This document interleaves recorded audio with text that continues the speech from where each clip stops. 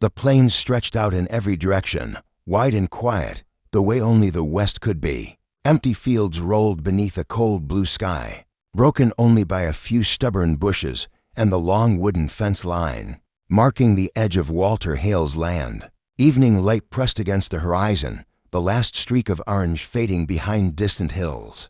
Nothing moved except a few loose strands of hay drifting past the barn door, and the slow, rhythmic shifting of horses settling in for the night.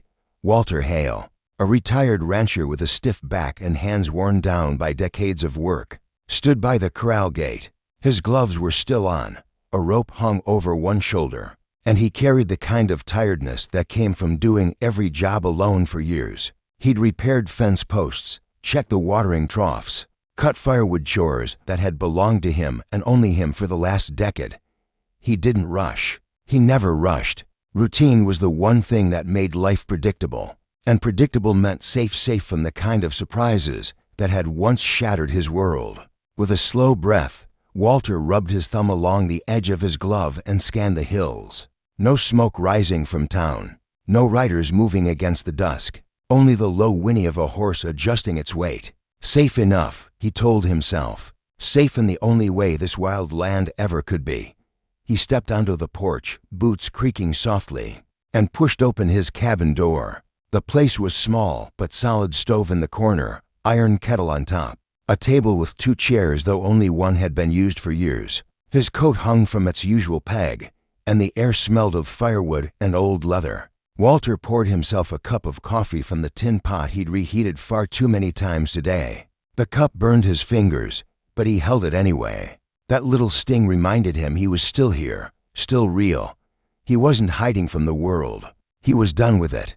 A long time ago, he'd served as a cavalry tracker on the border. He'd seen the worst parts of humanity up close: fear, cruelty, desperation. When his wife died 4 winters later, whatever pieces of him still interested in company or conversation died with her. Quiet work was all he wanted now. Quiet work and a roof that didn't leak. He lifted the cup halfway when he heard horses outside suddenly shifting, hooves scraping the frozen ground in a nervous burst. Walter froze. Then came another sound, movement. Controlled, slow, human. His heartbeat tightened, jaw clenched. He set the cup down, reached for the repeating rifle by the door, and stepped outside. The cold slapped at his face, but he barely felt it. His muscles tightened the way they used to when he expected an ambush. The yard looked normal. Fences unbroken. Corral gate shut. Horses restless, ears pointed sharply toward the barn. Then a shadow. Movement along the barn wall. Walter stepped off the porch, boots landing heavy on the hard ground, when the figures stepped into the thin spill of lantern light coming from the cabin window. Walter's breath caught for just a moment. 5 women, Apache, all of them thin from travel, dresses torn and dusty, hair tangled by wind.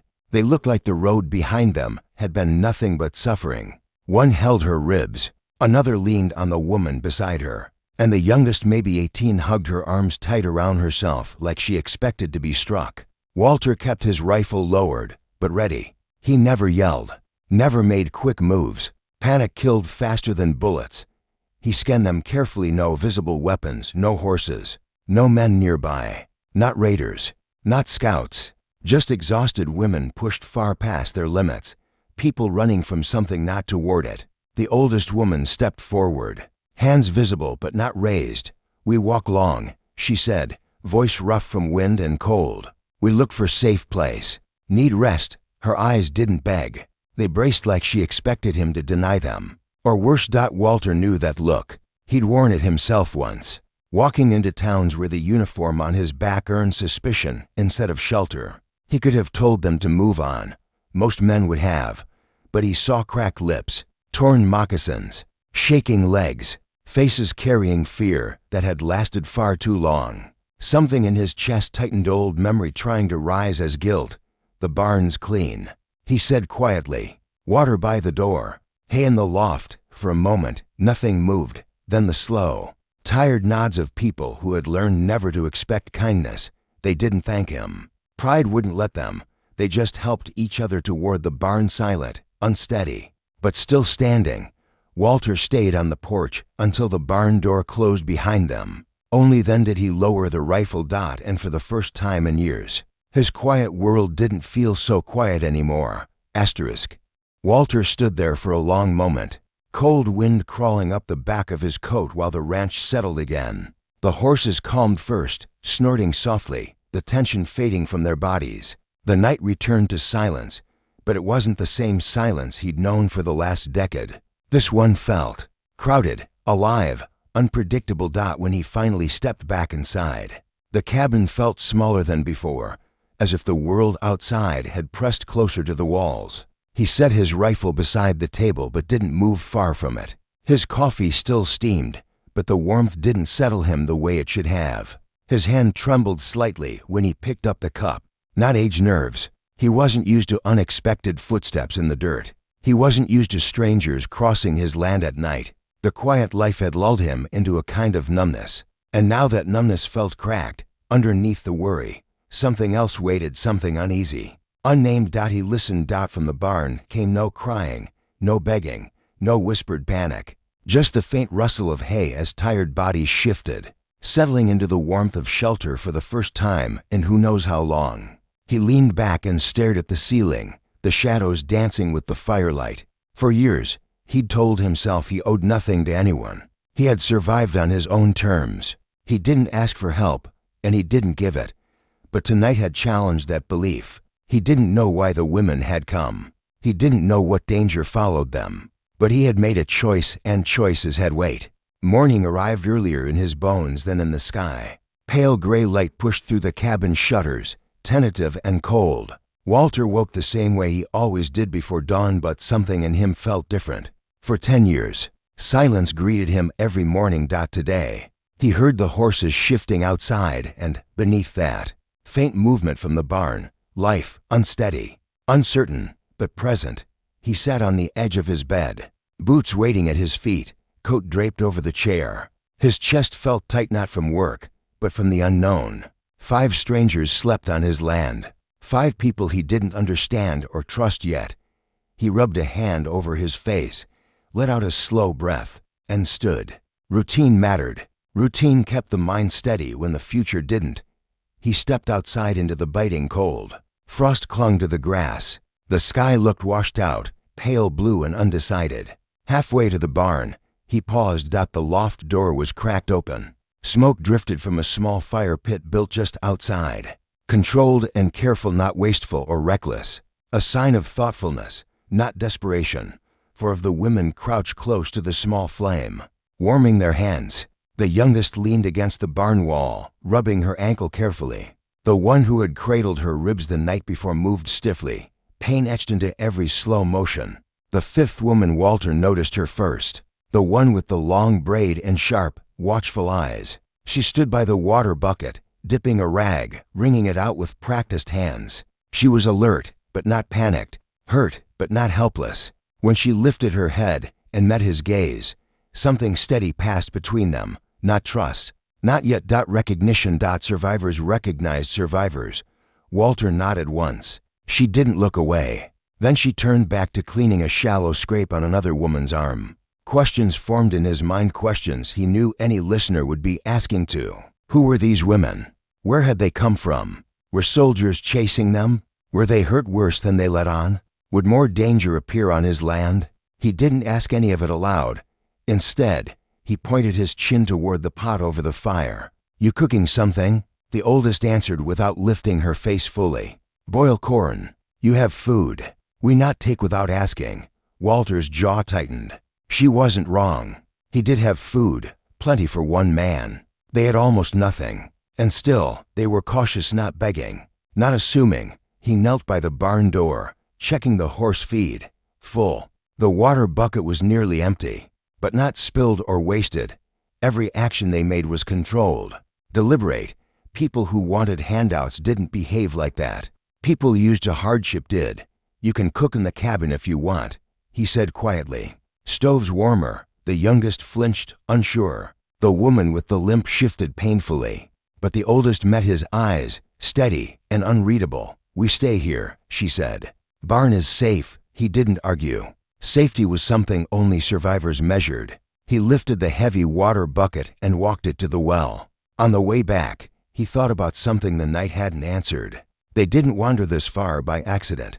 Something had driven them here. He set the filled bucket beside them. "Anything else you need?" The braided woman paused. Not to thank him, pride still wrapped around her like armor, but to acknowledge him. It was the first tiny step toward trust. "We help," she said. "We work if we stay." Walter didn't blink.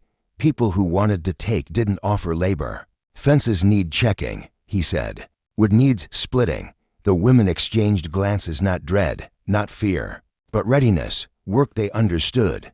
And for the first time in years, Walter felt the land shift beneath his feet, not with danger, but with change. Walter walked to the woodpile, gloves already in his hands. The cold morning air bit at his face, but his mind had sharpened in a way it hadn't in years. Before he even reached the stack of logs, he heard footsteps behind him, quiet, practiced, not panic. The braided woman had followed. She didn't speak, didn't hover. She simply stood there, waiting, eyes steady but tired. Walter rolled a log off the stack and set it upright. "You know how to split wood?" he asked. She took the axe from him without hesitation, not boldly, competently. She tested the weight with a small tilt of her wrist, then raised it. Her swing was clean and sure, splitting the log with one sharp crack. She didn't look at him for approval. She just reached for the next one. Walter didn't smile, but something inside him loosened.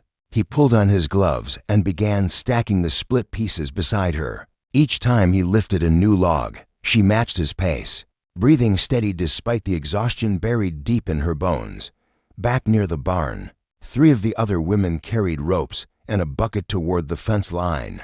The oldest guided them with quiet, deliberate gestures, like someone who'd led others before. The youngest stayed near the fire, ankle stiff, stirring the pot of corn with gentle movements. Even injured, she contributed. Walter's thoughts slowed, not because he was confused, but because he was beginning to understand. These women weren't helpless. They weren't hiding. They were rebuilding themselves right here on his land, and whether he intended it or not, the ranch had become part of their survival. He didn't know their names yet, didn't know their stories or the pain that sat behind their eyes, but he knew one thing clearly now: he wasn't going to turn them away. They worked in a rhythm that felt surprisingly natural: axe, wood, breath, repeat. The morning sun lifted slowly, warming the frost and sending steam rising from the horses' backs. Nothing dramatic, no exchanges of gratitude or promises, just quiet labor, the kind that built trust one moment at a time. Walter set another log upright and swung the axe. The crack echoed across the yard like a heartbeat finding its rhythm. By mid-morning, the smoke from the women's small fire drifted in a thin, steady line, and the stack of chopped wood had nearly doubled. Walter wiped sweat from his brow with his sleeve, surprised by how quickly the day had taken shape. The braided woman lifted several pieces of freshly split wood with precise, careful motions. She worked like someone who had done harder tasks before, someone who had known real survival. Sometimes Walter caught himself glancing at her, not because of her beauty, though she carried a strength in her eyes that struck him. No, he watched the way she scanned the land every few minutes: the ridge, the trees, the dirt road behind the barn. Someone who'd been hunted didn't stop watching shadows. Questions crept in again, the kind every listener would ask to who chased them. How far behind were they? What had they escaped from? Would danger come here next? He didn't ask, but the questions weighed on him. He lifted the last log, set it upright, and split it cleanly. As he walked toward the barn to grab rope and nails, he saw movement on the ridge, a dust cloud, a horse, a lone rider, approaching slow, steady. And too direct to be a coincidence, Walter's body reacted before his mind could.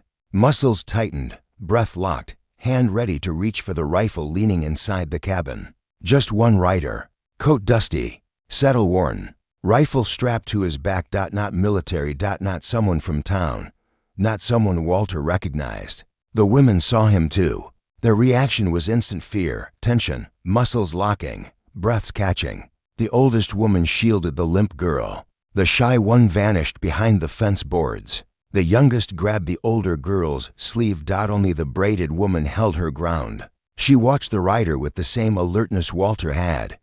Walter walked to the cabin door. Calm but deliberate. He took down the rifle, checked the chamber with a flick of his thumb, then stepped back outside. The women hovered behind the barn corner, silent as shadows. "Stay behind the barn," he told them. "Don't run." He didn't have to explain why. Running looked like guilt. They disappeared in seconds. Feet fast, breathing tight, but quiet. Only the braided woman paused long enough to look at him, searching his face, reading him, checking whether she'd chosen the wrong land or the right man. He didn't break eye contact, and she moved. Walter stepped forward, rifle lowered but visible, shoulders squared, calm, collected. A man who had seen many mornings like this and lived through all of them. The rider slowed near the fence. Hat low, eyes sharp. "Morning," he said. Walter's jaw tightened. "Morning. You run this land?" "Been here a long time."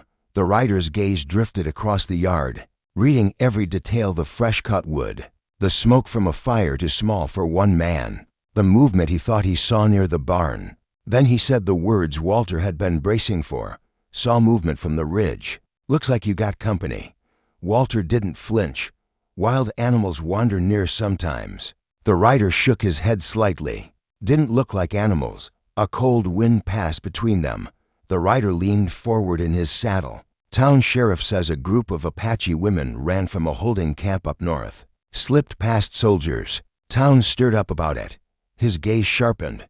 "You seen anyone come through here?" Walter's heart hit once, hard, then steadied. He didn't look away. "No," he said. "Nothing here but stock and fence work." Silence tested the truth. Finally, the rider nodded. "Well, if you see anything, the sheriff pays coin for word." Walter didn't respond. The rider turned his horse and rode off. Only when the dust cloud faded did Walter let out his breath.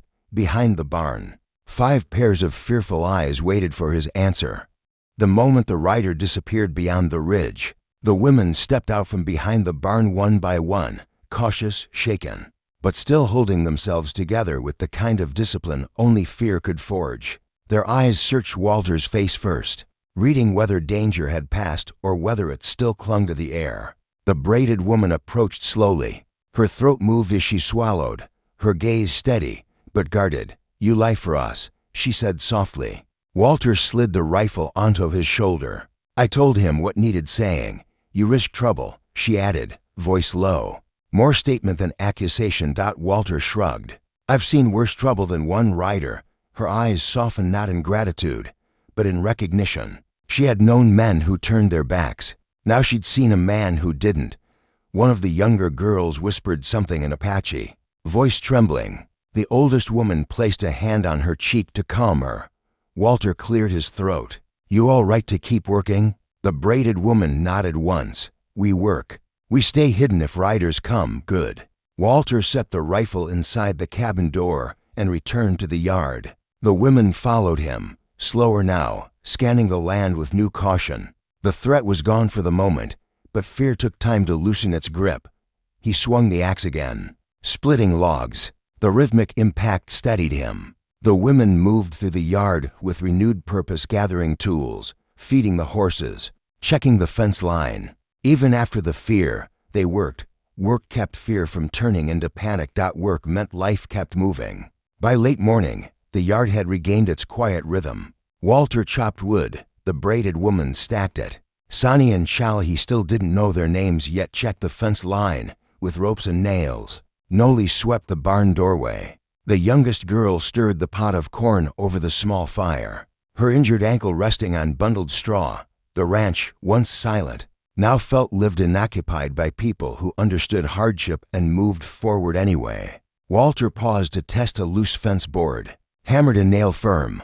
The 2 women beside him lifted a new post with practiced hands. Their movements were coordinated, wordless. You didn't learn that kind of communication unless you'd been running together through danger. Questions rose again, not for the first time.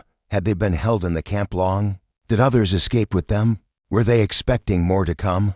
Or worse, someone to drag them back? He forced the questions down. Trust couldn't be rushed. These women would speak when they were ready, when the fence section stood secure.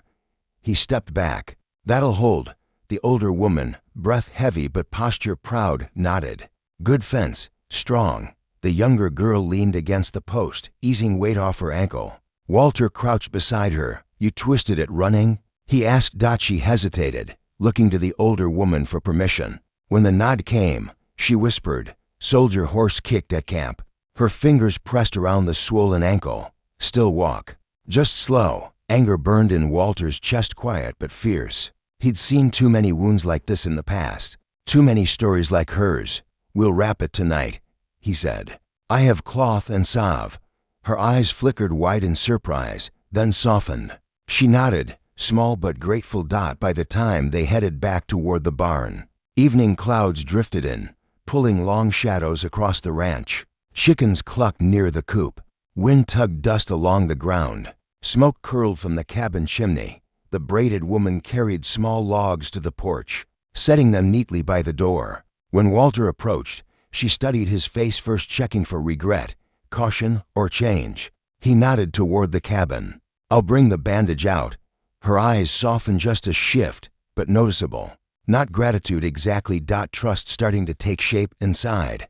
Walter washed his hands, grabbed cloth strips, salve, and a kettle of warm water. When he stepped back outside, the women had gathered around the injured girl, preparing a spot on a blanket laid over straw. Their food was almost gone. They had boiled corn for breakfast, lunch, and now nearly dinner. Walter had checked his supplies earlier, enough for one man, not 6, but he could stretch it. He always did, and something inside him had already decided that he would. He knelt beside the girl, moved her skirt carefully above the ankle. The joint was swollen, bruised deep purple and yellow. She hissed softly when he pressed around the bone. "Not broken," he said. "Just strained bad." He worked slowly, wrapping the bandage snug, spreading salve carefully across the bruised skin. The girl kept her face turned away, but her breathing grew steadier. When he finished, the braided woman stepped forward and offered a small leather tie to secure the wrap. Their fingers brushed briefly, solid, deliberate. A silent agreement passed between them. The oldest woman watched from a few feet away. She didn't interrupt, didn't hover, but Walter saw her shoulders lose a fraction of their tension. She had expected violence, suspicion, cruelty. Now she saw something else. When he stood, the braided woman finally spoke. "We traveled 2 weeks," she said, voice controlled. "Hard ground, little food." He nodded. He didn't push for more. "Rest here tonight," he said. "Tomorrow we talk about what comes next." The women exchanged glances, not fear, but something like hope and caution blended together. As night settled, Walter stood on the porch again, rifle resting against the post, cold wind brushing his coat. A soft, tired laugh drifted from the barn, the first he'd heard since they arrived. He scanned the horizon, watching the line where darkness swallowed the hills. He had chosen a side. Even if trouble returned, for the first time in years, he didn't feel alone. Dawn broke with a pale, colorless light that seeped across the plains and slipped through the cracks in the barn, like someone testing whether the world was still there. Walter rose before the sun fully climbed the sky, same habit as always. But when he sat up on the edge of his bed and reached for his boots, he paused. Voices, soft, low, not panicked.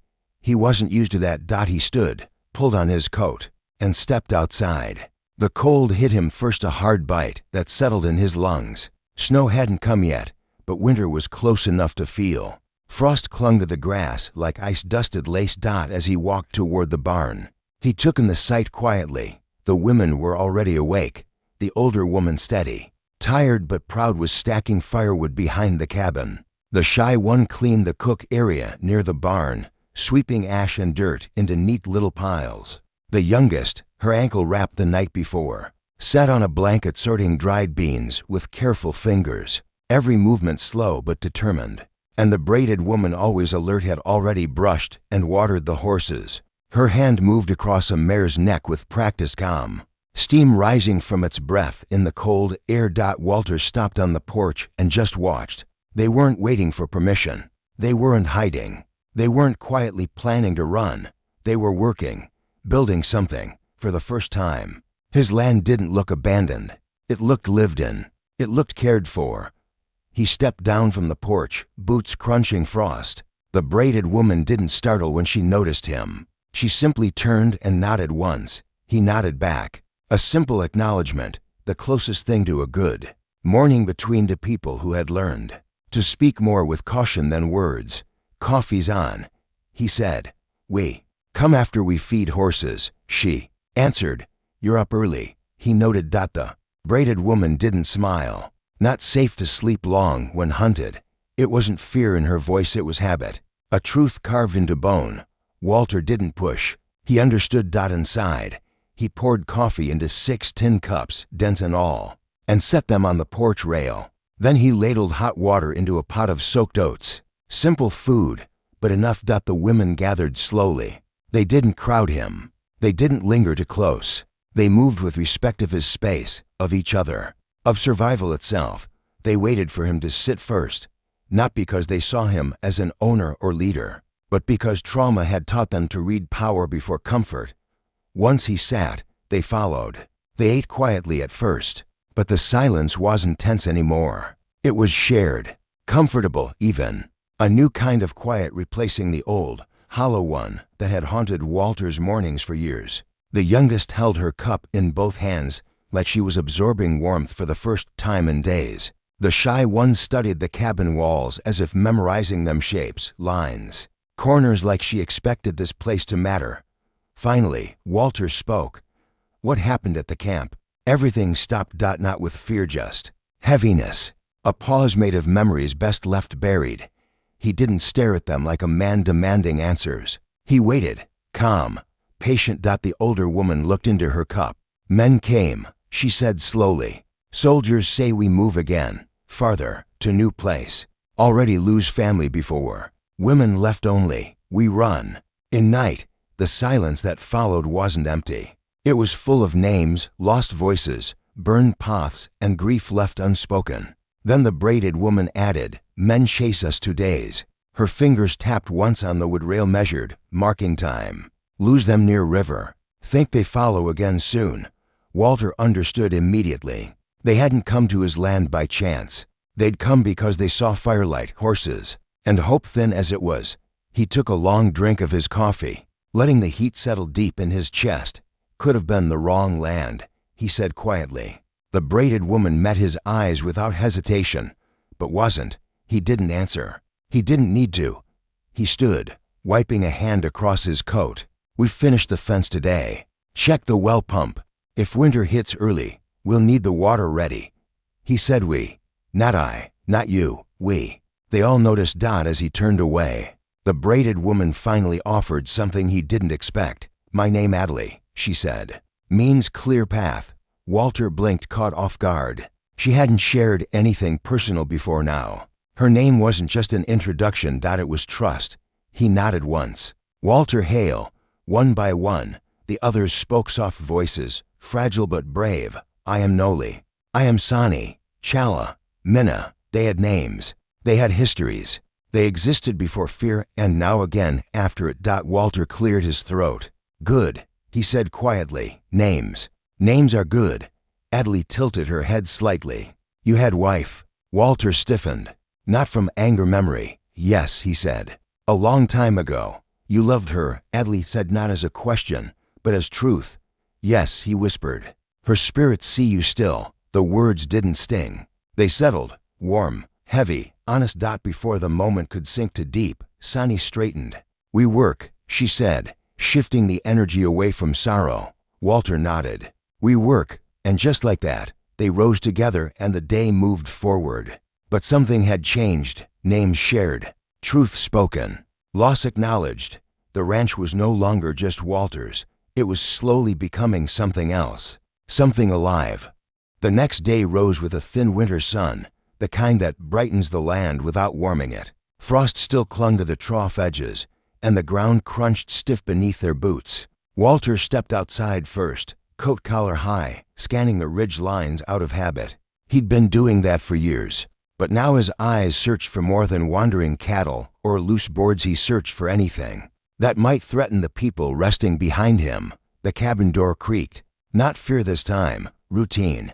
Adley stepped out carrying 2 cups of coffee, steam curling into the cold morning air. She held them carefully in both hands, crossing the yard with quiet confidence. She offered 1 cup to Walter. Their fingers brushed, a brief touch of warmth in the frozen morning. No words at first, just a shared beginning to the day. The ranch felt different now. Chickens clucked louder, as if sensing more footsteps around them. Horses stood alert but calm, knowing they weren't the only eyes watching the land anymore. Voices drifted softly from the barn as Minna and Noli sorted feed. Even laughter, thin, fragile, but real, had started slipping into the mornings.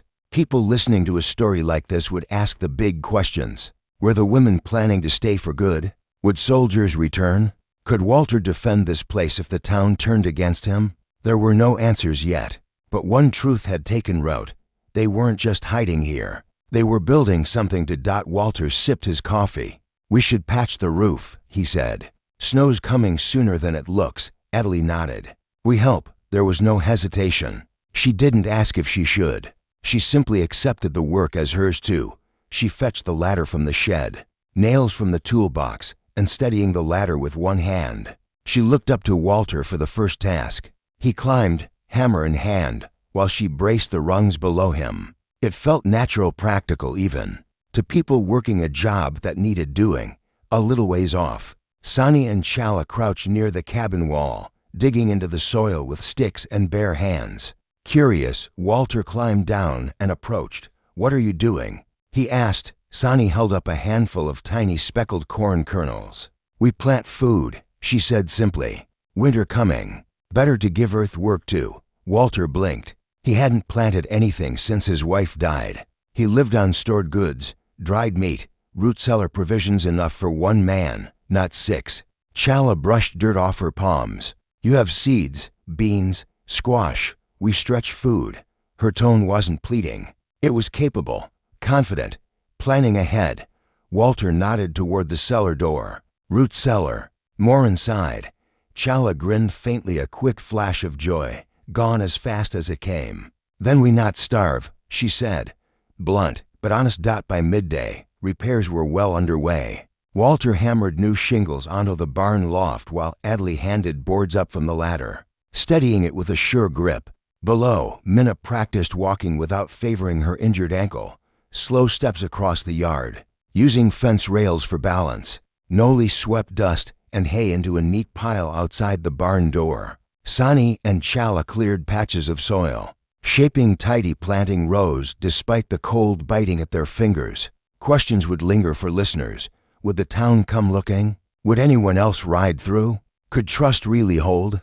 Life didn't offer answers, only movement. As Walter hammered the last nail into place, Adley glanced up at him. Why you leave soldiers? She asked. Her tone wasn't prying, just seeking to understand the man who had risked lying to protect them. Walter paused, hammer hovering over the shingle.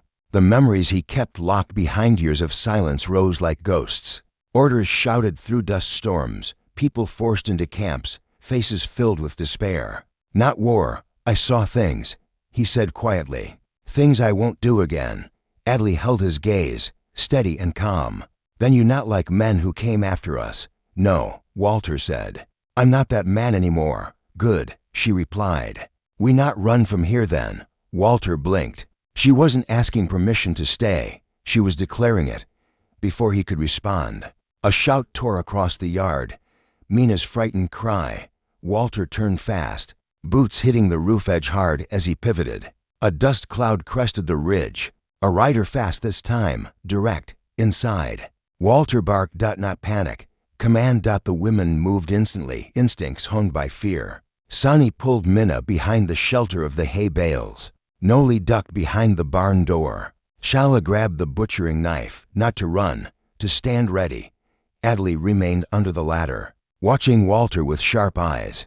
Walter slid down the ladder into strides and grabbed his rifle from the cabin door. His pulse thudded in his ears, not fear for himself, but calculation. One rider, rifle strapped to his saddle, coming straight at them. Walter stood his ground, rifle low but ready, breath slow and controlled. When the rider came into view, Walter's muscles eased just a fraction. Not a soldier, not law, timbre, His closest neighbor 5 miles west, decent enough man, but loyal to his own survival above all else. Tom raised a hand. Saw smoke, he called. Thought you had fire trouble. Walter forced calm. Just clearing brush. Tom peered toward the barn, eyes catching the quick movement of one woman hiding behind the hay. You got help out here? Walter held his ground. Working hands. Tom nodded slowly. Hard to find good labor these days. Walter nodded once. Steady hands sometimes move through. Tom leaned forward, eyes narrowing. You hear about those Apache women that ran from Fort Spencer? Walter's jaw clenched. Heard talk, he said. Tom scratched his jaw. Town stirred up. Some men riding around hoping to earn favor turning them in. Walter stayed silent, expression unchanging. Trust you'd say if you saw anything, Tom added. Behind the barn. Adley stayed frozen, not hiding, but watching. Finally, Tom exhaled. Well, keep an eye. Winter brings more than cold. Walter nodded. Always does. Tom rode off, slow, still watching the ridge. Only when the dust fully settled did Walter feel the tension loosen in his chest. Adley stepped out, calm but fierce. You protect us again. Walter shook his head. I protected peace on my land. No, she said softly. You protect us, and for the first time, Walter didn't deny it. Sonny approached next, guilt weighing in her eyes. We not bring trouble, she said quietly. Walter looked at all 5 women faces, tired, shoulders tight, but determined. He thought of everything they'd done in the last 2 days, feeding his horses, tending tools, stacking firewood, cleaning the barn, rebuilding the fence. They hadn't drained his world. They'd filled it. You didn't bring trouble, Walter said finally. The world brought it to you. I just won't help it along. Adley's eyes softened not with pity, but with respect. The kind of respect given to someone who had been tested and didn't fold. Work resumed after the scare, slow at first. Fear settling like dust before blowing away on the wind. Chores picked up again, hands steadying, breath finding rhythm. Walter fixed the last of the fence boards, while Sonny and Chala held posts in place. Minna carried small bundles of herbs from the drying rack and arranged them under the awning. Noli cleaned the troughs, her motions careful. The ridge stayed quiet, but now they all checked it more often. Later in the afternoon, clouds thickened in the west, heavy, gray, creeping slowly across the sky like a warning stretched out over the plains. Storm coming. Walter muttered, eyes narrowing. Maybe snow tonight. Adley followed his gaze. We prepare fast. They moved with purpose this time, not fear. The kind of purpose you see in people who have lost too much and refuse to lose again. Sonny and Chala covered the new soil beds with canvas sheets, weighing them with stones. Noli hauled buckets into the barn. Minna tied dried sage and herbs along the rafters to protect them from moisture. Walter split the last pile of logs, stacking them high under the porch where snow wouldn't bury them. Winter didn't care who you were. It punished everyone just the same. Inside the cabin, Walter unlocked a cedar trunk he hadn't touched in years. Dust lifted from the lid as he opened it.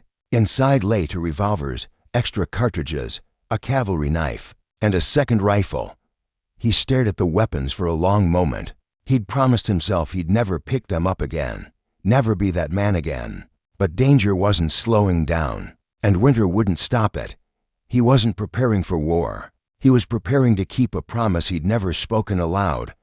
Adley entered the doorway quietly. She didn't hover. She didn't pry. She simply watched him take stock of the weapons, her eyes steady and understanding. You keep weapons hidden because you feared you might use them again, she said softly. Walter paused, closing the trunk halfway. Yeah, you fight before, she continued. Not for greed, for orders. Her voice didn't accuse. It acknowledged. He shut the trunk fully. I don't want to fight anymore. Adley stepped a little closer, not touching him, but near enough that he felt her presence like warmth against winter air. Wanting peace is not weakness, she said, but sometimes peace needs strong hands. He held her gaze for a long moment, the kind of moment loaded with recognition of past wounds, of burdens carried too long, of choices made without glory. The storm hit at dusk. Snowflakes tapped the window in slow, heavy drops. The wind rose, sharp and chilling. They ate stew inside the cabin, sitting close to the fire. The women's voices were quiet not from fear, but from calm. A different kind of quiet. A safe one. Chala secured the barn doors with rope as the snow thickened. Minna checked on the horses one last time. Noli laid out blankets near the stove.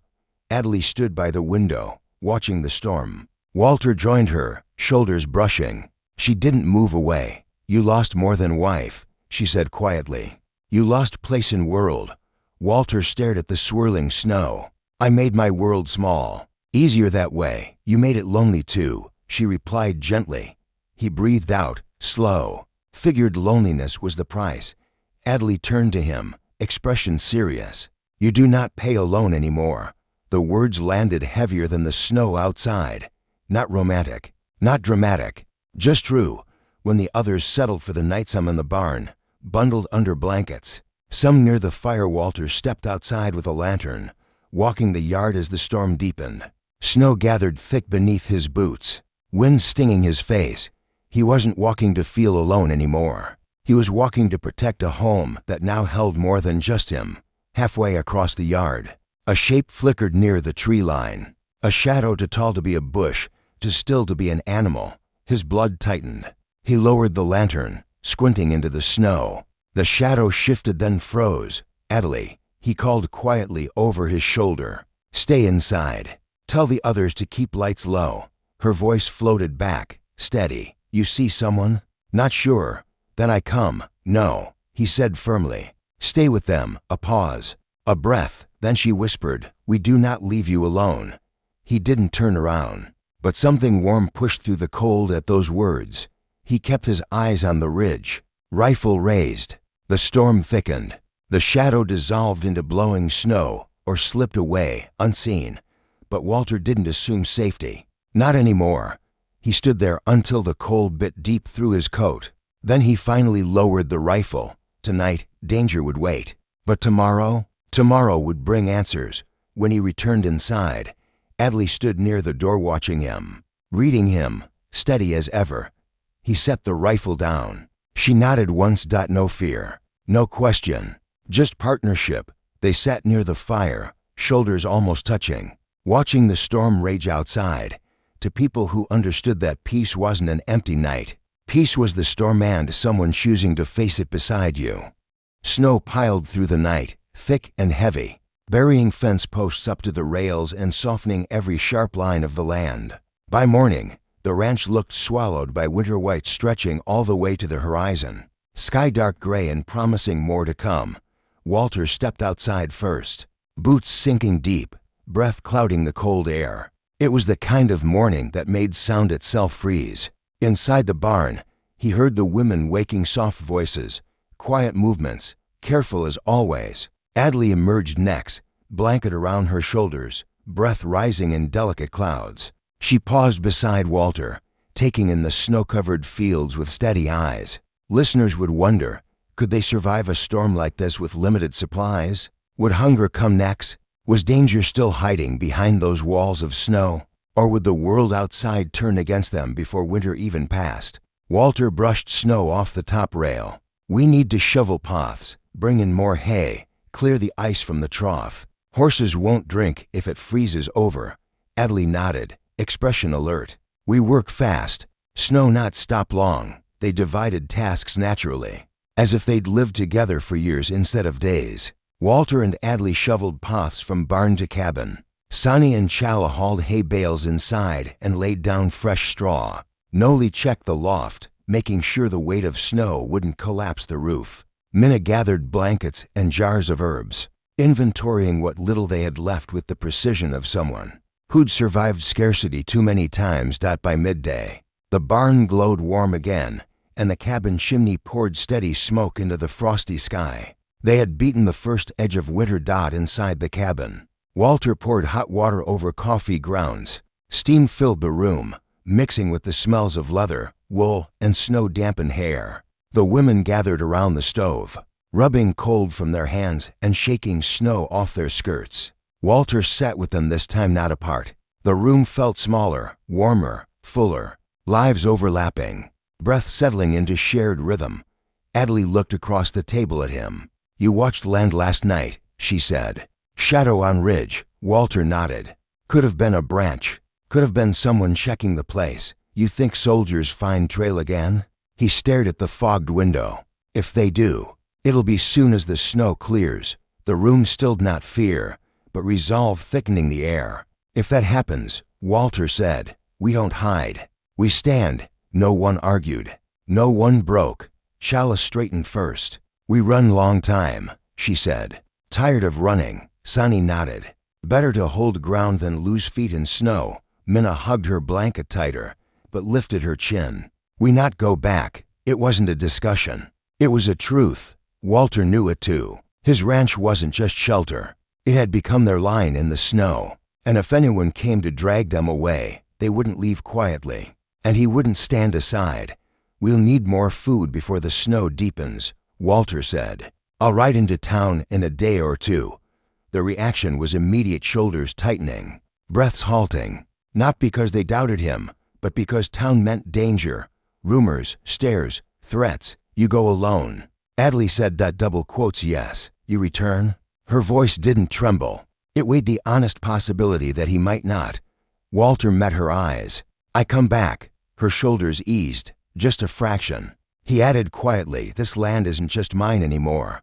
That truth mattered more than any promise. They spent the afternoon preparing. Walter packed saddlebags with dried meat and rope.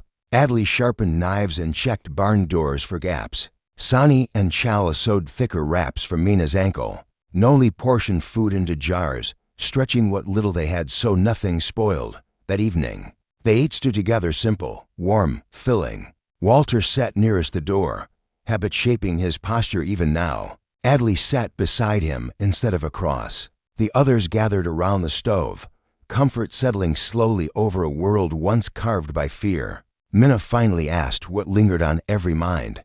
What if you not come back? Walter didn't look away. If something happens to me, take the horses and ride north. There's a path through the mountains soldiers won't use.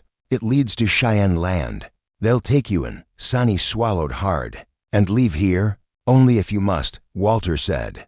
I won't fail you. Adley studied him, then nodded once a pact sealed and quiet.